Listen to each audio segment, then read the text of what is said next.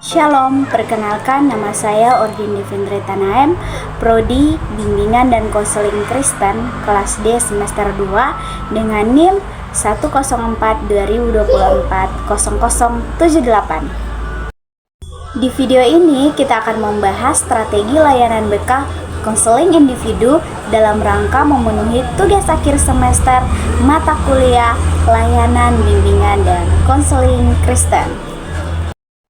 Halo sahabat BK, pernahkah kamu merasa butuh ingin didengar tanpa dihakimi? Atau ingin cerita tapi tak tahu harus ke siapa? Nah, dalam video ini kita akan mengenal lebih dalam tentang konseling individu, layanan yang menjadi ruang aman bagi setiap individu dan setiap pribadi yang butuh pendamping. Yuk kita pelajari bersama bagaimana konselor hadir sebagai teman, pendengar, dan penuntun dalam proses. Apa itu konseling individu? Konseling individu adalah proses bantuan yang diberikan oleh seorang konselor kepada seorang konseli secara tatap muka.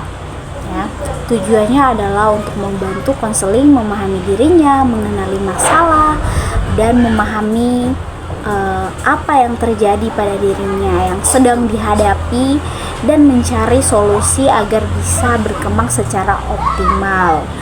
Jadi konseli ini bukan seperti menasihati, tetapi lebih ke proses bersama untuk menemukan jawaban. Konseli individu berlangsung dalam suasana yang rahasia, empati, dan tentunya aman ya buat konseli terbuka. Nah, itu adalah konseling individu, arti dari konseling individu sendiri. Asas-asas dalam konseling individu. Yang pertama ada asas kerahasiaan, yaitu asas bimbingan dan konseling yang menuntut untuk dirahasiakan segenap data dan keterangan tentang konseling.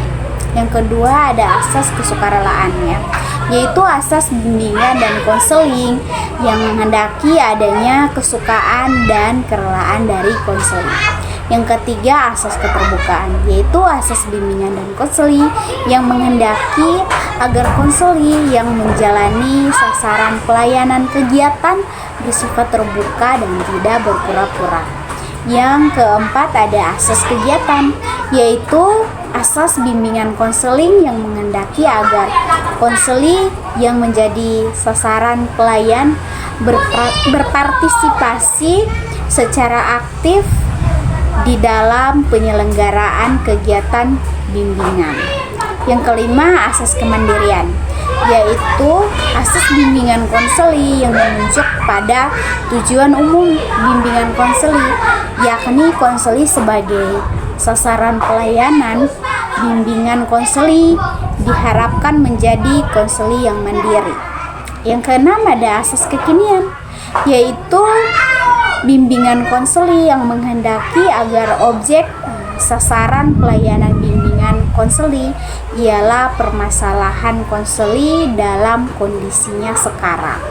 Yang ketujuh, asas kedinamisan, yaitu asas bimbingan konseli yang menghendaki agar isi pelayanan terhadap sasaran pelayanan konseli yang sama kehendaknya selalu bergerak maju, tidak monoton pada perkembangan dan terus berkembang. Yang kedelapan ada asas keterpaduan, yaitu asas bimbingan dan konseli yang menghendaki agar berbagai pelayanan dan kegiatan bimbingan konseli baik yang tidak dilakukan oleh guru bimbingan maupun pihak lain itu dilakukan. Yang kesembilan ada asas keharmonisan, yaitu asas bimbingan konseli yang menghendaki agar segenap pelayanan dan kegiatan bimbingan konseling didasarkan pada tindakan dan tidak boleh bertentangan dengan nilai dan norma yang ada. Yang ke-10 ada asas kalian, yaitu asas bimbingan konseling yang menghendaki agar segenap pelayanan dan kegiatan bimbingan konseling diselenggarakan atas dasar kaidah-kaidah profesional. Dan yang ke-11 ada asas ahli tangan kalsus, yaitu asas bimbingan konseling yang menghendaki agar pihak-pihak yang tidak mampu menyelenggarakan pelayanan bimbingan konseling secara cepat dan tuntas atas suatu permasalahan konseling. Ada beberapa tujuan dalam konseling individu. Yang pertama, membantu konseling mengenali diri mereka yang lebih baik, mengenal diri mereka lebih baik lagi. Konseling membantu individu untuk mengidentifikasi kekuatan, kelemahan, nilai-nilai, minat, dan potensi diri mereka. Pemahaman diri yang lebih baik memungkinkan individu untuk membuat keputusan yang lebih sesuai dengan diri mereka dan mencapai tujuan hidup yang lebih jelas. Yang kedua adalah membantu memecahkan masalah. Jadi konseling menyediakan ruang yang aman bagi individu untuk mengeksplorasi masalah yang mereka hadapi, mengidentifikasi akar penyebabnya, dan mengembangkan strategi untuk mengatasi masalah tersebut. Yang ketiga, mengembangkan sikap dan perilaku yang positif.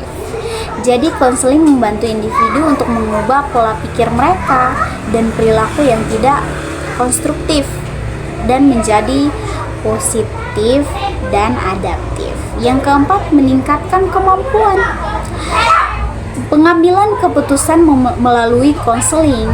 Individu belajar untuk mengumpulkan informasi yang relevan, mempertimbangkan berbagai pilihan, dan membuat keputusan yang lebih bijaksana dan bertanggung jawab. Yang kelima adalah membantu konseling beradaptasi dengan lingkungannya. Konseling membantu individu untuk memahami dinamika lingkungannya. Mereka membangun hubungan yang sehat dan mengembangkan keterampilan yang dibutuhkan untuk berinteraksi secara efektif dengan orang lain.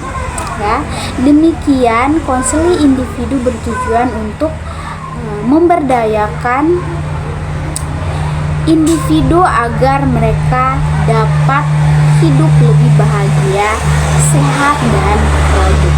Itulah tujuan dari konseling individu. Ada beberapa manfaat konseling individu. Yang pertama, membantu konseling merasa lebih tenang. Konseling menyediakan ruang aman bagi individu untuk berbagai perasaan dan pikiran mereka tanpa takut dihakimi. Hal ini dapat membantu mengurangi stres, kecemasan, dan ketegangan emosional, sehingga konseling merasa lebih tenang dan rileks. Yang kedua, meningkatkan rasa percaya diri. Melalui konseling, individu dapat lebih memahami diri mereka sendiri, termasuk kekuatan dan kelemahan mereka. Pemahaman ini membantu mereka membangun rasa percaya diri yang lebih positif dan menerima diri mereka apa adanya. Yang berikut, membantu memperbaiki hubungan sosial. Konseling dapat membantu individu mengembangkan keterampilan sosial yang lebih baik, seperti komunikasi yang efektif dan kemampuan membangun hubungan yang sehat dengan orang lain. Hal ini dapat memperbaiki hubungan interpersonal yang bermasalah dan meningkatkan kualitas interaksi sosial. Yang berikut, pengembalian keputusan yang lebih tepat. Konseling membantu individu dalam memahami situasi, mempertimbangkan berbagai pilihan, dan membuat keputusan yang lebih sesuai dengan nilai-nilai dan tujuan mereka. Konselor memberikan dukungan dan bimbingan dalam proses pengambilan keputusan sehingga individu dapat merasa lebih yakin dengan pilihan perkembangan pribadi dan akademik yang maksimal. Konseling membantu individu untuk mengenali dan mengembangkan potensi diri mereka secara optimal dengan dukungan dan bimbingan seorang konselor. Individu dapat mencapai tujuan pribadi dan akademik mereka yang lebih efektif. Tahapan pelaksanaan konseling individu. Ada 6 tahap penting dalam pelaksanaan konseling individu. Yang pertama, ada tahap pembentukan hubungan. Ya, membangun suasana yang nyaman dan saling percaya. Yang kedua, tahap identifikasi masalah. Konselor mengenali apa masalah utama yang dihadapi mereka. Yang ketiga, tahap penafsiran masalah, menganalisis penyebab dan dampak masalah dari konseling. Tahap pengambilan keputusannya, memilih solusi terbaik dari beberapa alternatif. Tahap tindakan, menerapkan solusi dalam kehidupan nyata. Yang terakhir, yang keenam, ada tahap evaluasi dan terminasi, yaitu mengevaluasi hasil lalu menutup proses konseling dengan baik. Terima kasih sudah menonton. Sampai jumpa di video berikutnya. Salam BK, bersama kita bisa.